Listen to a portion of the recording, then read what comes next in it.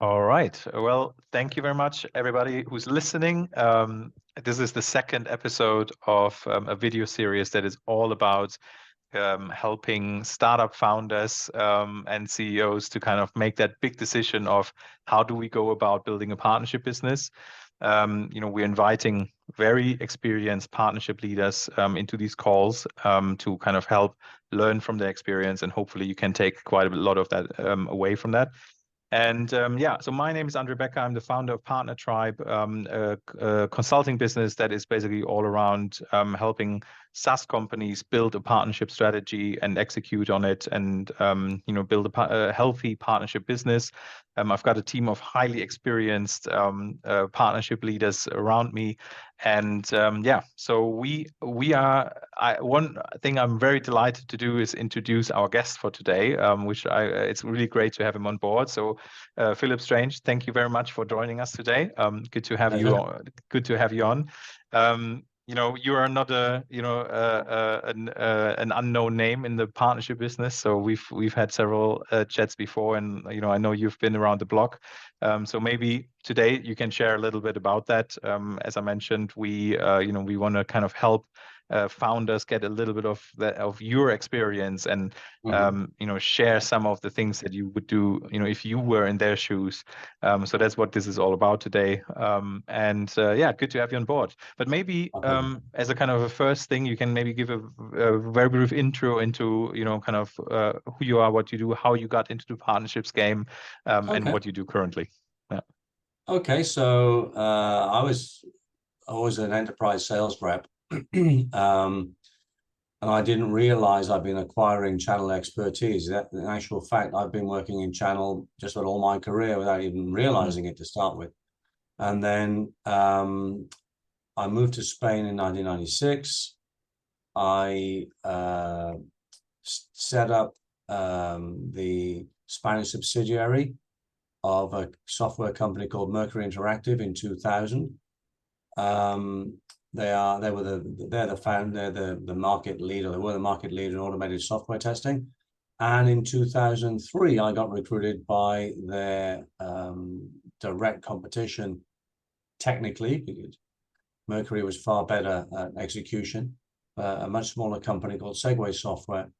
And Segway wanted me to run their European channel program. Offered me a lot of money to do it. And I thought, well, that can't be a bad idea.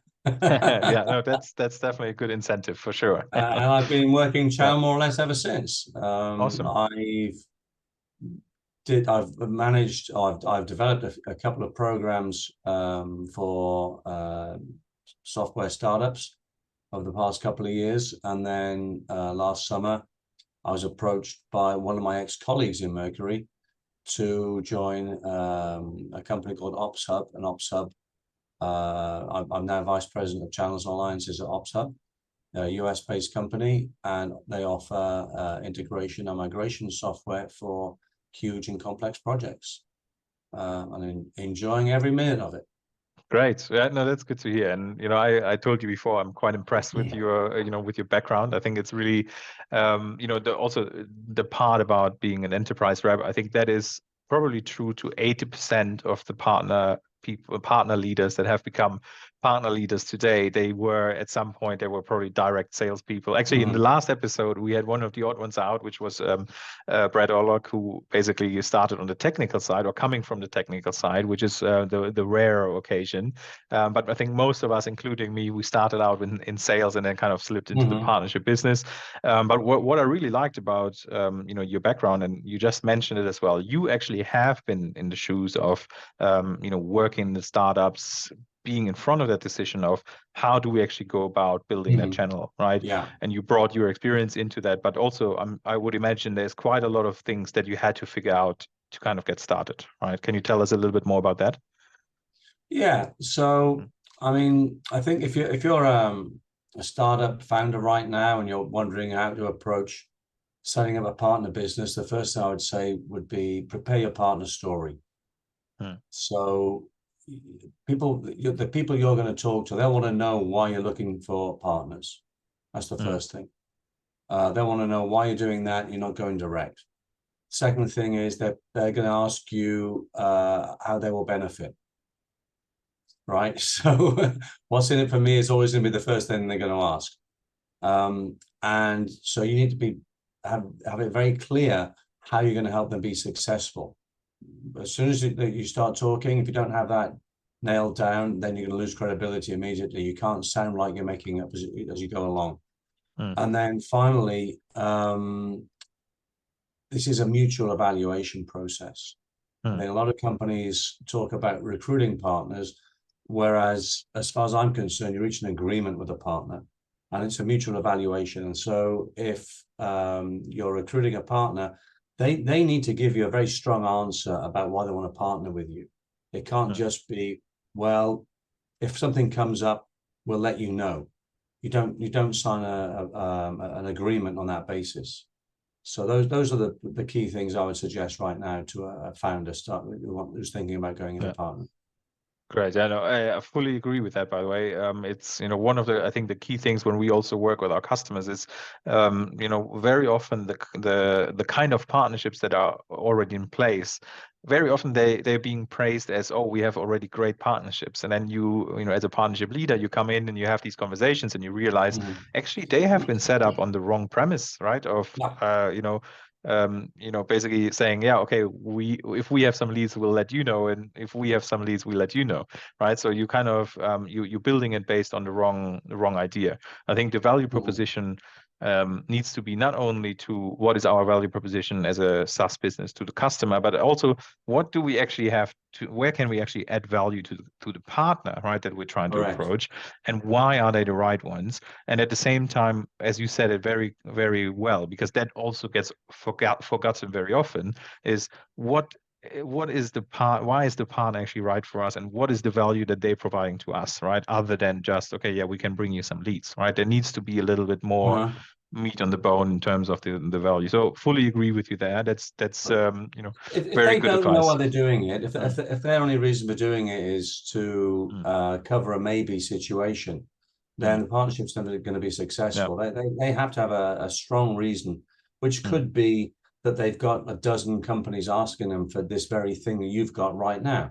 Okay, it could be as simple as that. It could be that they are finding it difficult to sell to existing accounts without the solution that you're offering.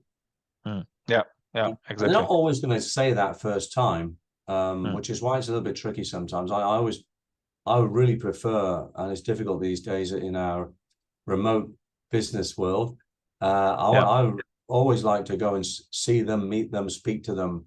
Although it's an extra cost in the sales process, it's not something you do lightly. You don't just jump on a plane to go and see anybody. Obviously, it's better to do that.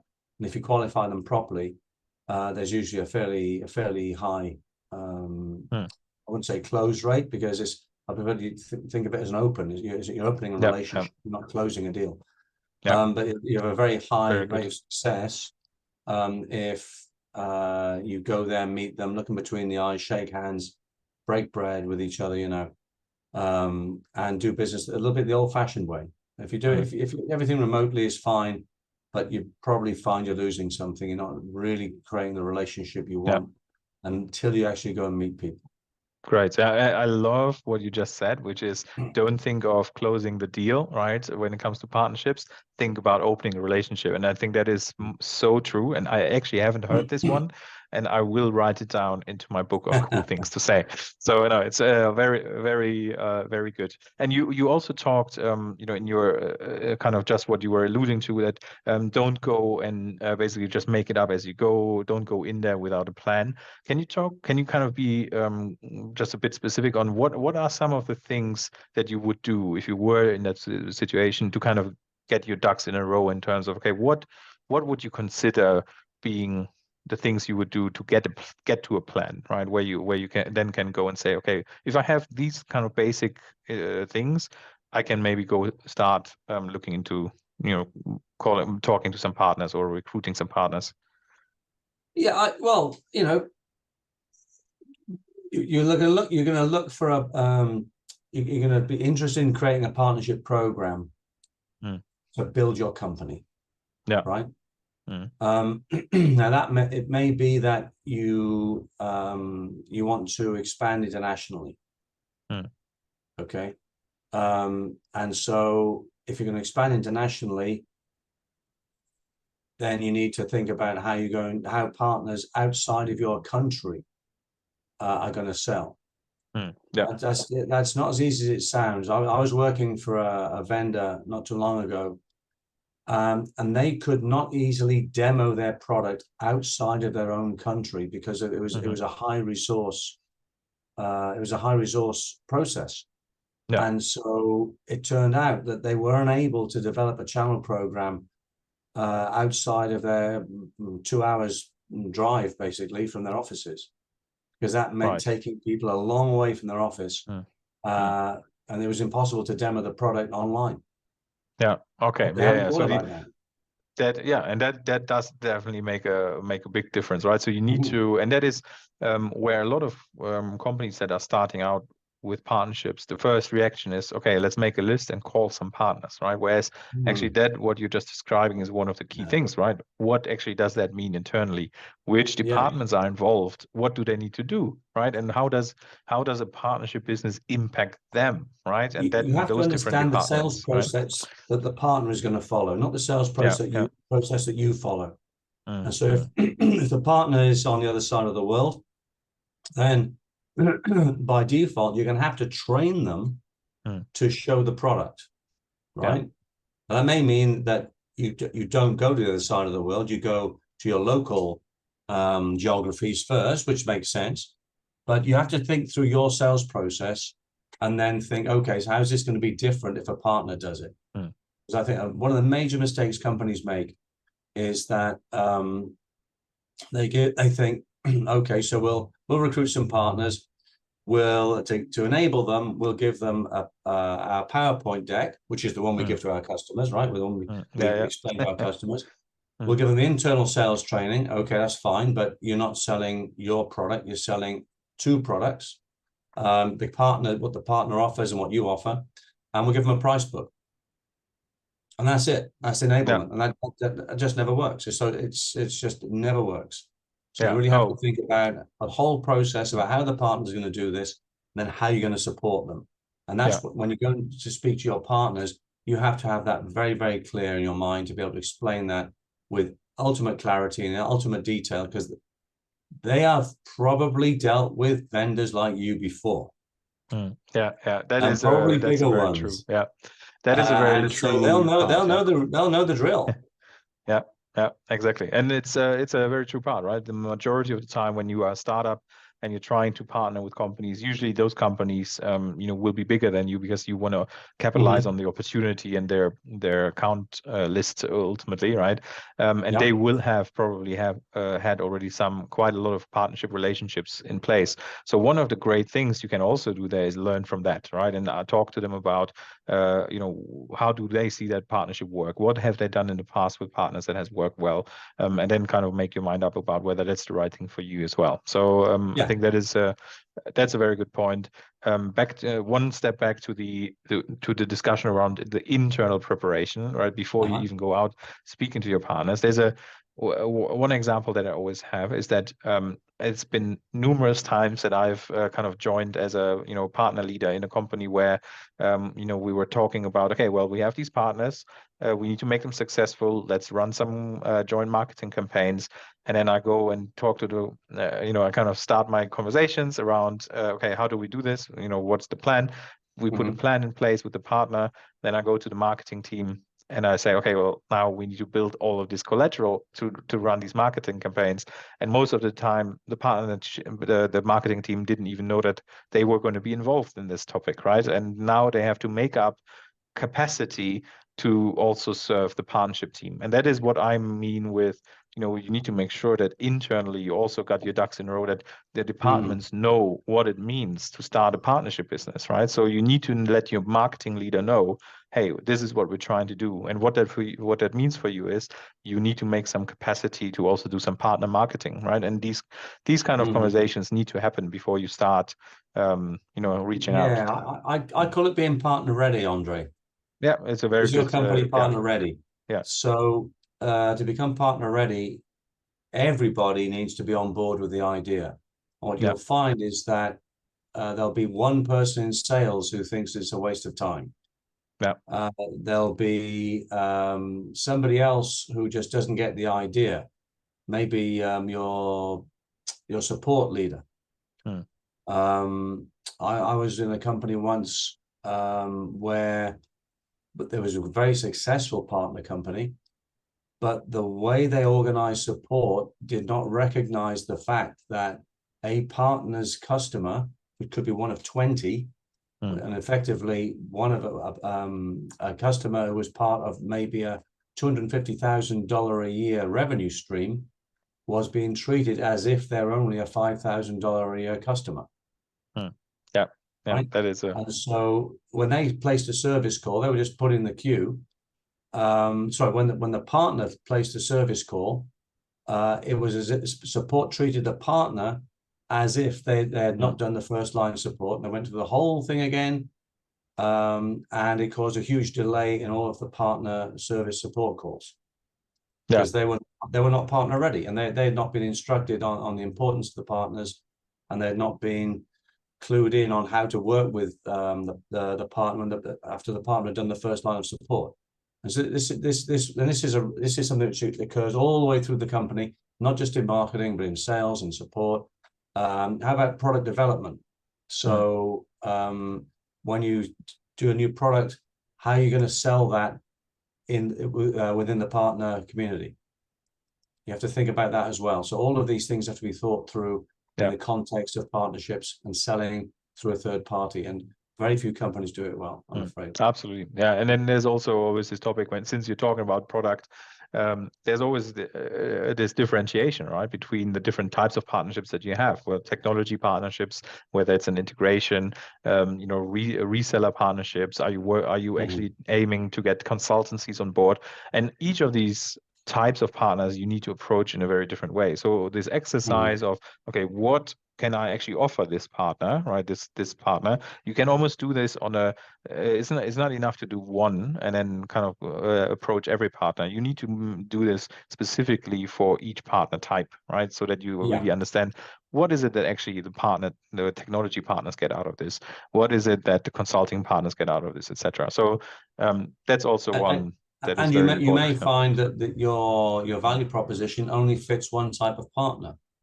Yes. This is another issue I faced, where you can have, as you said, a technology partner, you can have a solution partner, you have a services partner, you have a pure reseller partner, you have a GSI.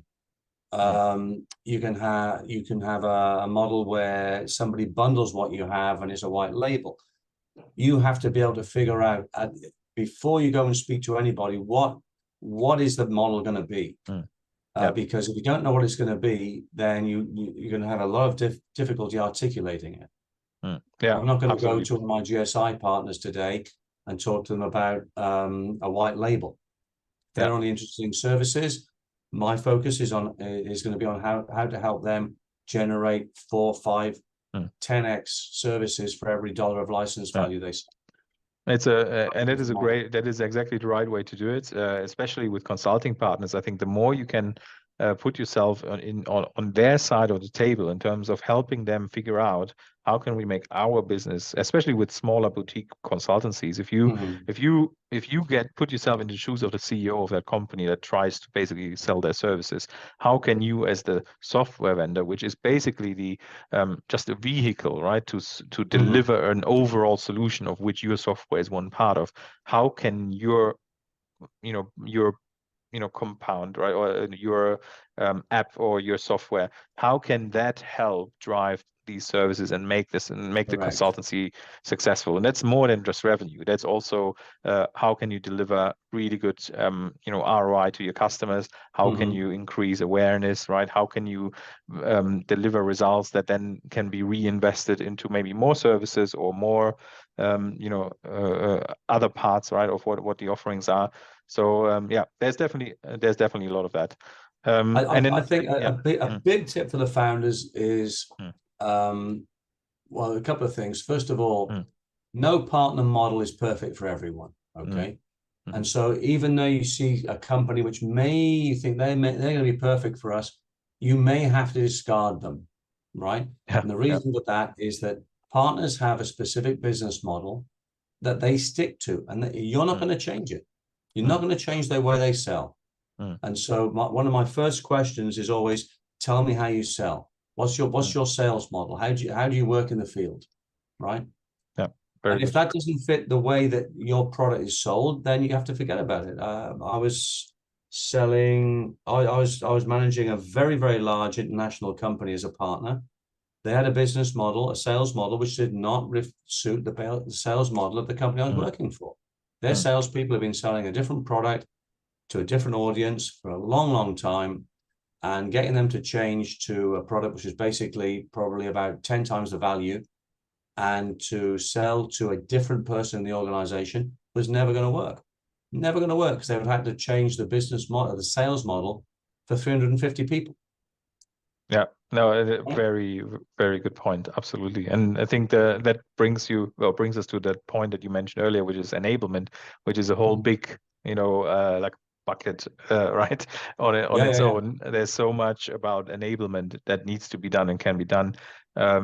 But that is still what a lot of companies struggles with, right? Because a lot of companies have short-term goals in their mind, right? They want to sign up as many partners as possible, and then hoping that, as you said, right, the deal is closed. So now they expect things to happen. And that just isn't the case, right? Actually, when you sign the deal or when you open the relationship, as you nicely say it, when that starts, that's when the work starts, right? That's when it starts about how do you now engage with the sellers? How do you activate them, right? How do you align with what your product can actually, how that can help your customer? How do you now make sure that that is being positioned in that way by your partner? Are you going to help them do that? Are they going to do that on your own? Then you need to train them, right? So there's so many nuances where that actually is only the beginning of all of that, right? So yeah, very good point. Yeah. Well, Nice. they need a frictionless experience, Yeah. If there's any kind of friction, you're not going to get their airtime. Yeah. And I think there's another area which I think a lot of companies can improve upon is they'll say, we've got a great product, and therefore their salespeople will love it. Okay. And that's not the case, because if their salespeople are making money already selling something else, why would they bother? Doesn't matter how great your product is. If it's not something which they need to sell to make their target or to make more money, they ain't going to do it. Simple as that. Yeah, right. No, very, very good points. Yeah, absolutely. And I think we covered now quite a lot of actually really good points. Now, one question that I always like to ask is, now, if you were knowing what you know now, right? If you were, doing that step again of standing in front of having to make a decision on, okay, we're going to go for partnerships. How are we going to do it, right?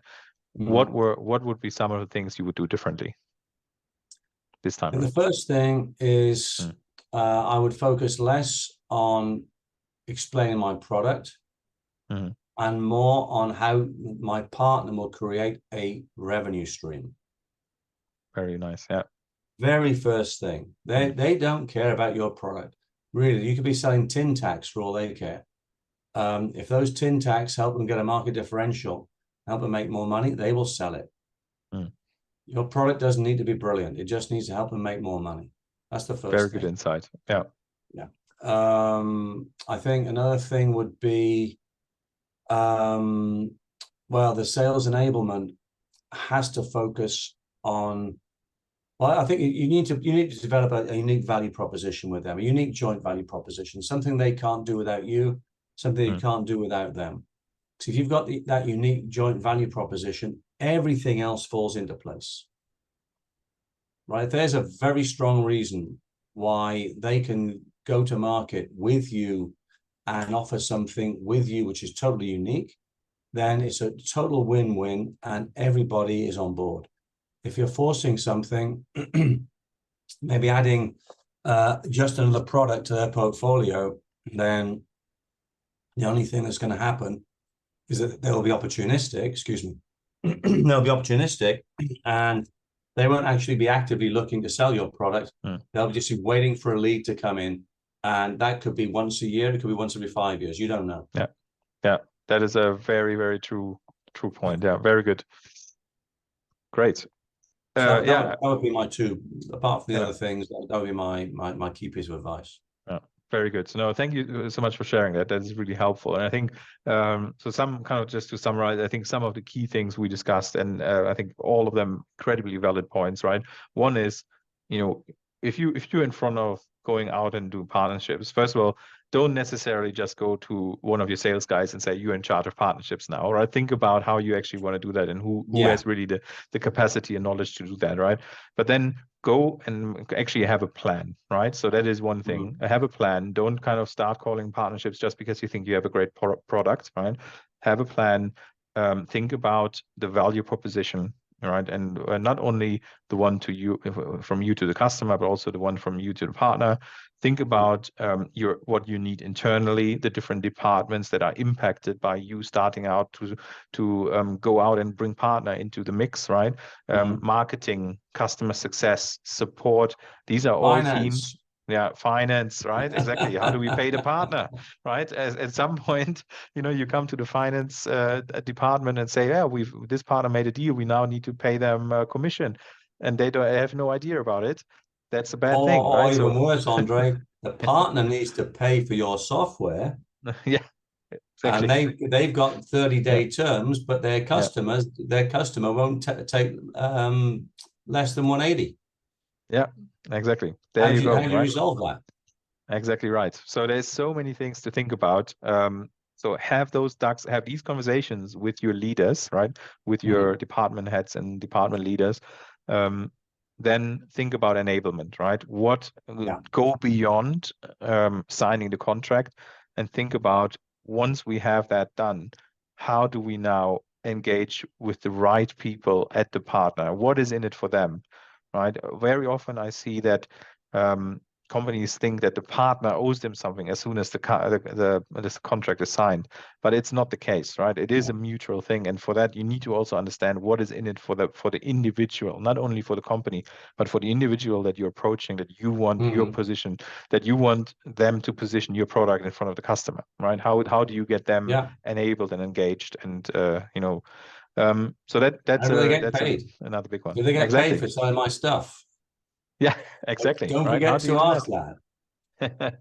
Exactly, and that's a very important key part. So so I think that these are some of the kind of fundamentals when you want to get started with partnerships.